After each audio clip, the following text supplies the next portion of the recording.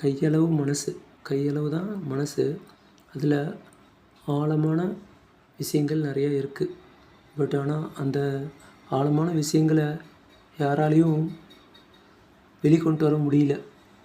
இதனாலேயே பல ஃபேமிலிகள் உடஞ்சி சிதறி கண்ணாடி மாதிரி நொறுங்கி போகுது. இப்போ என்ன அப்படின்னா, அந்த இடத்த புரிதல் அப்படிங்கிற ஒரு வார்த்தைக்கே விடை தெரியாமல் போகுது. அந்த மனசுக்குள்ளே என்ன இருக்குது, என்ன காரணத்தினால எனக்கு பிரச்சனையாக இருக்குது அப்படிங்கிறது அவங்க ஓப்பனாக சொல்ல மாட்டேங்கிறாங்க. இதனாலேயே பல பேர்த்தினுடைய வாழ்க்கை கேள்விக்குறியாக போயிட்டுருக்கு.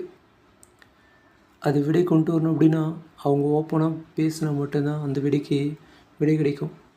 ஓப்பனாக யாரும் பேச மாட்டேங்கிறாங்களே. ஓப்பனாக பேசினா தான் பல பேர்த்தினுடைய வாழ்க்கை பிரச்சனைகள் சீக்கிரமாக தீர்ந்து போயிருமே. வாழ்க்கையில் பிரச்சனையேங்கிற ஒரு வார்த்தையே வராதே.